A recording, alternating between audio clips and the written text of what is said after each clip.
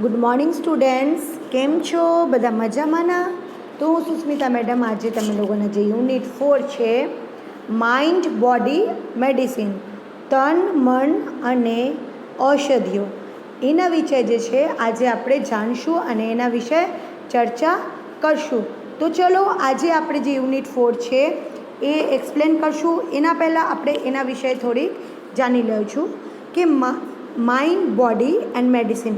એના પહેલાં જો છે છોકરાઓ આજ પ્રી ટાસ્ક દેવામાં આવે છે. એમાં વનમાં છે we can use some household reminds from the elements mention a list of ધેમ.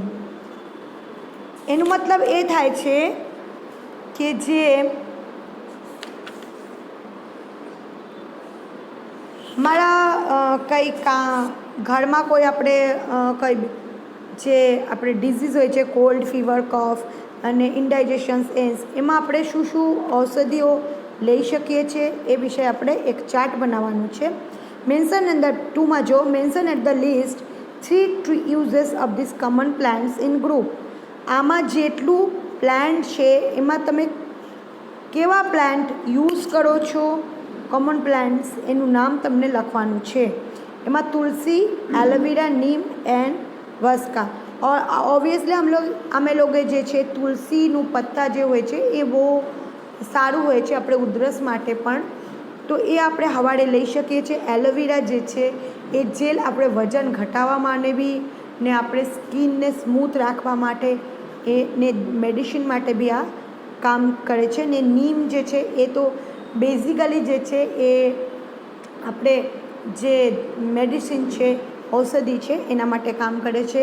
ને આપણે હમણાં જોઈએ છે કે ટૂથપેસ્ટમાં બી એવું હોય છે, શેમ્પૂમાં હોય છે, સાબુનમાં હોય છે, બધામાં આપણે નીમ હોય છે. તો નીમ આ બધા હર્બલ જે છે પ્રોડક્ટ, આ જે ટ્રી છે, પ્લાન્ટ્સ છે, એમાંથી આપણે શું શું લાભ લઈ શકીએ છીએ એનું એક તમે લોકોને ચાર્ટ બનાવવાનું રહેશે. તો હવે આપણે જાણી લઈએ છીએ માઇન્ડ બોડી એન્ડ મેડિસિન, તન મન અને ઔષધિઓ.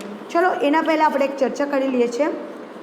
આપણે તથા શારીરિક અને માનસિક રોગ અને તેના ઈલાજ વિશે વાત કરવામાં આવી છે આ ચેપ્ટરમાં.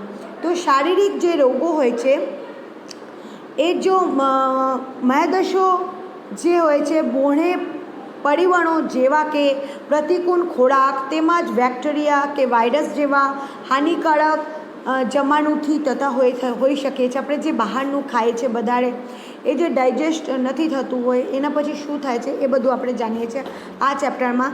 જ્યારે કે માનસિક અવસ્થા નકારાત્મક લાગણીઓથી પેદા થતી હોય છે.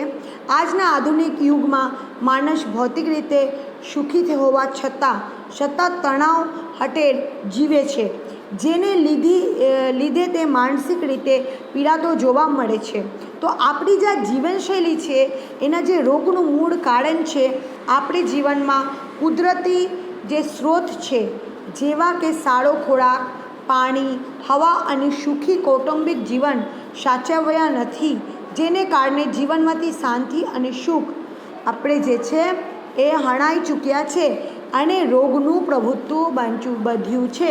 તો આ વિષય જે છે તમે લોકો હવે જોઈ શકો છો કે બધી જગ્યા હવે જે છે કોરોનાનું એટલું પ્રોટેક્શન લેવામાં આવે છે કે આપણે જ્યારે ઘરથી નીકળશું હાથમાં આપણે સેનિટાઈઝર યુઝ કરશું ને નાકમાં આપણે માસ્ક પહેરવાનું, તાકી આપણે જે છે આ બધું જે વાયરસ છે એ ચેપ વાયરસ છે જે કે હવામાં બી ફેલાય છે, હમણાં એવું જ માનવામાં આવે છે.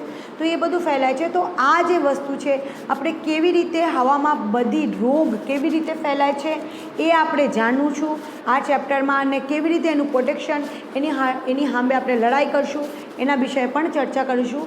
તો આજે આપણે આ ચેપ્ટરમાં વાંચી લઈએ છીએ કે શું થાય છે. તો if we look at different people in the world around us, we observe that all of us are not all alike. આપણે આપસની દુનિયા જે જુદા જુદા લોકો આપણે જોઈ શકું છું તો આપણને ખબર પડશે કે આપણે બધા એક સરખા નથી, બોથ ફિઝિકલી એન્ડ મેન્ટલી. આપણના દરેક શારીરિક તેમજ માનસિક ઘણી we are out to understand our own nature and the nature of the others for our own happiness and well-being in life. આપણના દરેક શારીરિક તેમજ માનસિક ઘણી બધી જે રીતે જુદા જુદા છીએ, આપણે જીવનમાં આપણી ખુશી અને તંદુરસ્તી માટે આપણે આપણો અને અન્યનો સ્વભાવ સમજાવવો જ પડે. The shapes and size, temperament and characters of people have a lot variations that must affect our health and happiness. લોકોને આકાર અને એક તેમજ મિજાજ અને ચારિત્ર્યમાં જે પુષ્કળ વિવિધતા હોય છે અને આ બાબત આપણા સ્વાસ્થ્ય અને આનંદને અસર પહોંચાડે છે. બીજું પેરાગ્રાફ આપણે જોઈ લઈશું. According to Ayurveda, physical disease occur mainly owing to external factors like wrong diet or exposures to pathogens. Ayurveda મુજબ રોગાત્મક જે જીવાણુઓ સામે અરક્ષિત રહેવાથી કે નુકસાનકારક આહાર જેવા મુખ્ય બાહ્ય પરિબળોને લીધે શારીરિક રોગ થતા હોય છે.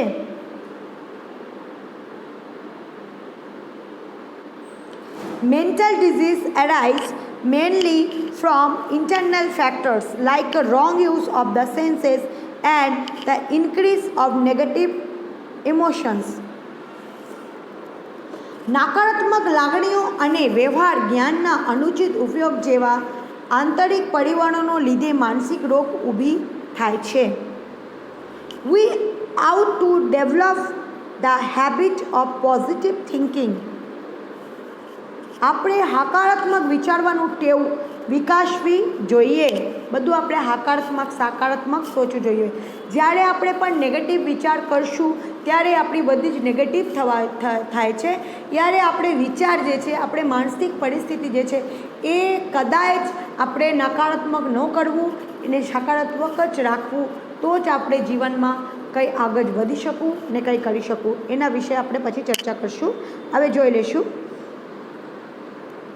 However, both physical and physiological diseases are usually mixed and one seldom occur without the other. જે કે માનસિક તેમજ શારીરિક બીમારીઓ જે સામાન્ય હોય એકબીજાની સાથે સંકળાયેલી છે એને કે અન્યના હવે ભાગે જે થતી હોય છે. કેમ કે હવે અમે બધું જ વિચારીએ કે આપણે એવું જ સમજી લઈએ કે અમે બીમાર છે, મને આ થઈ ગયું, મને ફેરવવું. તો આવું બધું વિચારથી આપણે વધારે બીમાર થાય છે. જ્યારે તમે કઈ બીમારીના શિકાર થાઓ છો ત્યારે તમને એકદમ પોઝિટિવલી લઈ લેવાનું ને એના દવાઈ કરવાનું ને એને જે કેવી રીતે આ નિર્મૂલ કરી શકું એ પણ વિચારવાનું, ના કે એના વિશે આપણે બધું જે હે ચિંતા નથી કરવી તાકી એ રોગ વધી ન શકે ને એને એટલું પ્રાયોરિટી ન દેવું ને વિચાર જે છે એ સકારાત્મક રાખવું કે હું જલ્દી ઠીક થઈ જાઉં એમ. હવે જો some disease like acute infections have almost entirely physical causes and can be treated purely on a physical level. જે ગંભીર ઇન્ફેક્શન્સ થાય છે જેવી બીમારીઓના કારણે માટે ભાગે શારીરિક હોય છે અને શારીરિક રક્ષાએ જે તેમની સારવાર કરી શકાય છે. However, most diseases have physiological cause and lasting diseases have a physiological effects. ક્યારે એવું હોય છે કે જો કે મોટાભાગની બીમારીઓના કારણ માનસિક હોય છે અને લાંબા સમય સુધી ચાલનારી બીમારીઓ માનસિક અસરો જ હોય છે.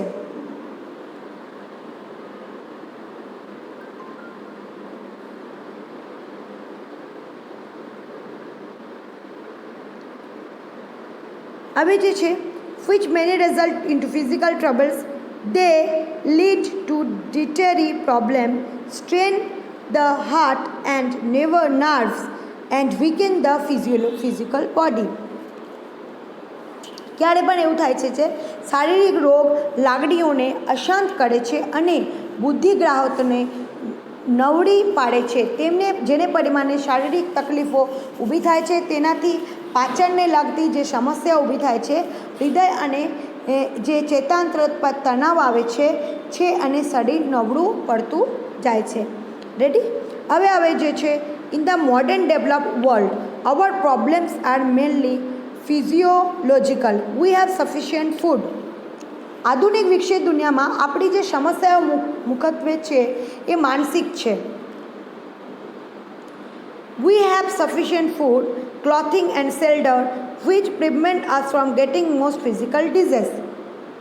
આપણી પાસે પૂરતા ખોરાક, કપડાં અને મકાન છે જે આપણને મોટા ભાગના શારીરિક રોગ તથા અટકાવે છે.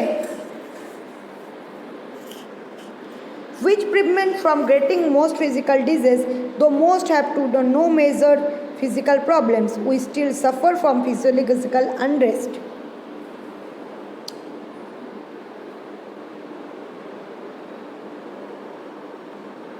જે આપણને મોટાભાગની શારીરિક તોતા અટકાવે છે, ભલે ને આપણને મોટી શારીરિક સમસ્યા ન હોય છતાંય આપણે માનસિક અવ્યવસ્થાથી પીડાય છીએ.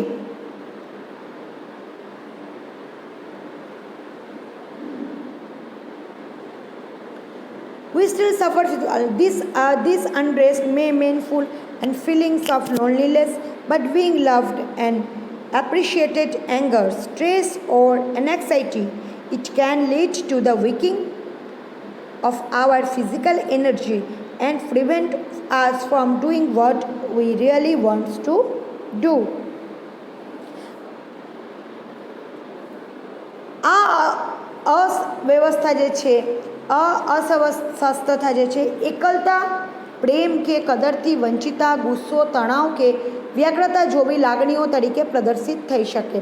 આ બાબત આપણને શારીરિક શક્તિ જે નબળી પાડવા તરફ લઈ જાય છે અને આપણે ખરેખર જે કરવા ભાગતા જોઈએ તે કરતાં અટકાવે છે. હવે જો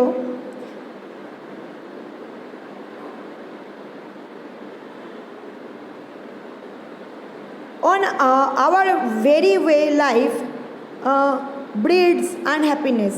We have hectic under unstable routines in which there is little peace of contentment. આપણા જીવનની શૈલી દુઃખ ઉછળે છે. આપણી દિનચર્ચા અવિશ્રામ તેમજ અવ્યવસ્થિત છે. We have disturbed organic roots of life like good food, water and air and happy family life. We live in artificial world dominated by an urban landscape of mass media. જ્યારે પણ એવું થાય છે કે જેમાં આપણે શાંતિ સંતોષ નહિવત છે, સુખી કૌટુંબિક જીવન હવા, પાણી અને સારો ખોરાક જેવી મૂળભૂત બાબતોને આપણે ખલેલ પહોંચાડી પાય છે. આપણને શહેરીકરણ અને જાહેર પ્રચાર માધ્યમથી પ્રભાવિત અપ્રાકૃતિક દુનિયામાં રહીએ છીએ. આપણા આત્માના પોષણ માટે ભાગ્ય જ જે છે એ જ કટુક છે.